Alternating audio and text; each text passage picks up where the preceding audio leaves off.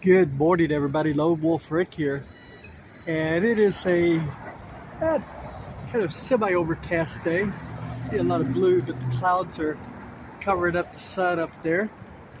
It's about 52 degrees right now. It's supposed to get up to about 67 today, so it's gonna be a nice day. And the great thing is no wind today, which is super nice. Look how clean Leo looks, huh? I think they might still be working on it. They still got that lift over there. Put the guys up there, give him that brass polish cleaning.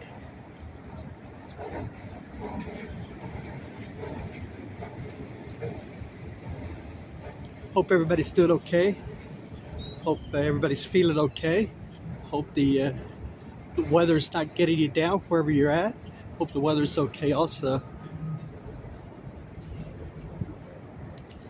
We'll just kind of roam around here today and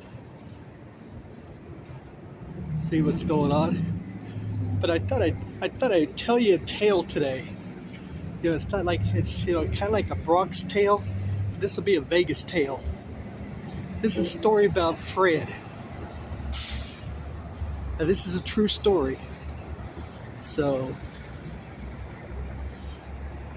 it deals with old Fred and how Las Vegas pretty much saved him. You know, not from a religious sense, but saved him in life. So anyway, old Fred, was back in the 60s. We'll start the story there. But back in the 60s, old Fred was going to college. And old Fred had this dream and a vision. He goes, one day, he goes, I might like to start a delivery company. Deliver stuff and mail and packages. It's like all over the United States. And then maybe branch out to all over the world. That was a dream old Fred had. So, but old Fred was in college. He wrote a paper, maybe a what do you call it, a dissertation of what his business plan would be for that. And he turned it in all proud. And old Fred's professor took a look at that and said, "This is the stupidest thing I ever seen in my life." And gave old Fred a C. Well, at least he didn't flunk him on it, but he gave him a C. And old Fred was kind of discouraged and bummed out, but time marches on, and he graduated from college. And then, since this was the 60s, he got drafted. He did 2 terms in Vietnam. He's a real hero. A real good guy, So anyway, he ended up going through, did his 2 terms, and he came back home. He got discharged from the Army, got out, and he went through and tried to figure out what he wanted to do with his life, And but he always had that dream of going through and starting that delivery company. And probably a little bit in the back of his mind, trying to prove that professor wrong, But anyway, so he went through and went down to Arkansas. And there was this little airline down there, had a couple of planes. It's thing. So he bought that airline out. He said, "You know what?" He goes, "I'm going all in. I'm going to start my delivery company." And he goes, "Because I have a dream, and that's what I'm going to do." So he bought that airline. They started going to banks and some other companies. Maybe he had some people in the know there or whatever. And he was able to borrow $80 million. Now, this would have been about 71, 72, to start up his company. So then in the 73, he got it going. He was like doing his thing and had some people on bicycles delivering stuff, and he had like all kinds of things going on. So old Fred was like trying to make his company work. But then all of a sudden, in about 73, late 73 and 74, man, fuel prices just shot up through the roof. I think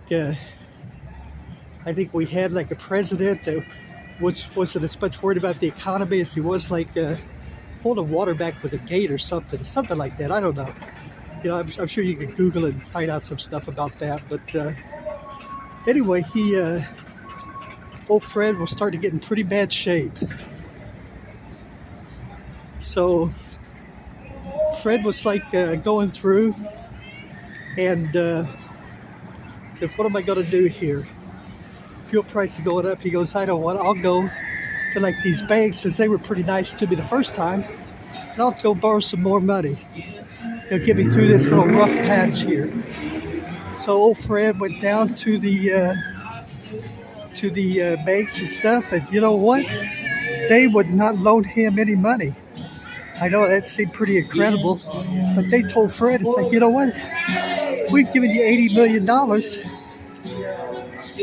and we're like, not seeing no return on that. It's like, so I don't think we can loan you anymore. Now, so old Fred went to a few friends and stuff, and I guess he was pretty desperate for a cash infusion, and he could get nothing. Everybody snubbed his nose at him and said, Fred, it's like maybe you should just hang it up. Now, Fred's not the kind of guy that just gives up, just not going to hang it up. It's like, I probably didn't mention that college that Fred went to was, he went to Yale. He's a Yale boy. So he's a pretty smart old boy, He ended up going in and saying, okay, well, if I can't borrow money, what am I going to do? So they get the past due bills for the fuel costs and everything. He owed the fuel companies $24,000. Past due bills. They said, if you don't pay by this date, we're cutting you off. Well, when you're in the delivery business, it's like you get your fuel cut off. That's not a good sign, That's not a good thing. So old Fred was like, in a panic. He goes, what am I going to do? So old Fred broke out his abacus beads and started putting the beads back and forth and everything. And he realized, it's like, that his company was down to their last $5,000. That's all they had. $5,000 in their account. So Fred was like, okay, well, man, it's like, if Fred started to panic, he's got like just a couple of days, it's like to pay this fuel bill, fuel cost, or basically they just have to close up the doors. So Fred took out the $5,000 and he got into his fancy car there. I'm sure it was probably, Ford Pinto or something like that. Because this is like, mid-70s, so Ford Pinto was pretty popular then. And old Fred drove to Vegas. Now this is where the Vegas connection comes in. Now Fred has $5,000 in his pocket, and he comes to Las Vegas. He goes to the casino, sits down at the blackjack table. He puts his $5,000 out, his hand's shaking just a little bit, but he has confidence that he's going to do okay because, he's a Yale boy. So he sat down at the blackjack table with his $5,000. He goes, I got to make this work. He goes, there's people depend on me. I have employees because I have a wife and kids. It's like, it's like, I got to make this work. So Fred sat down at that table, and Fred got up at that table a little bit later on with $27,000 in his hand. Fred turned his $5,000 into $27,000. Well, his fuel bill was $24,000 to be paid, so he took that $27,000, wired it back to the company immediately, said pay that fuel bill. He paid the fuel bill, and the airplanes were able to keep going. So now, as it so happened, it's like that Vegas luck didn't kind of stop there. You know, Fred, a couple of banks contacted him. Says, you know what? It's like, maybe we can load you a little bit of a little work and scratch here to like keep it going. So Fred was able to borrow $11 million more. It's like for his little startup company. It's like, thing to keep the planes flying, to keep the doors open. And then wouldn't you know it, it's like right about that same time fuel prices really took a drop. So, because this is in the 70s, and that's kind of what happened. It's like when things went up, it's like they might go back down. So, fuel prices went down, operations kind of returned to normal, and then wouldn't you know it, it's like that Vegas luck being what it was. All of a sudden, his business started skyrocketing, and it's like he was doing business. All of a sudden, he's doing his sales are like. Getting way up there. He's getting to where he might even do like $1 billion in sales. How about that, huh? So Fred, it's like, the thing was like, came to Las Vegas. He found his luck. The luck went home with him, and he was able to save his company. Now that company, today it's like we know it as Federal Express, and back then it was known as Federal Express.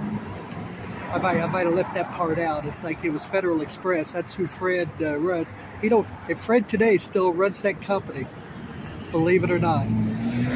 So now Fred, who was down to his last $5,000 of company money, not his own, it's like if they got some Vegas luck. Oh, Fred today's worth $4 billion. Yep, that's right. He's worth $4 billion. And so the moral to the story is, it's like never make bad. It's like on that Vegas luck, because sometimes it's like it works for you. And that, folks, is a true story. That's the story from the rags to riches of Federal Express and old Fred. All right, everybody, I hope you enjoyed that story. I hope it's a story maybe you hadn't heard before. It's like, or maybe you had heard before and forgot about it. But like I said, it's a true story. All right, everybody, I think that's going to do it for this video. I appreciate you joining me. I'm Lone Wolf Rick. Please hit that thumbs up button. I'd appreciate that. Helps keep the videos visible. And hope you enjoyed the Vegas story. A Vegas story. Like a Bronx Tale. It's a Vegas tale. And I'll see y'all in the next video, okay? Hey, everybody, take care of yourselves, okay? Stay healthy. And I'll see y'all later. Hey, bye-bye, everybody.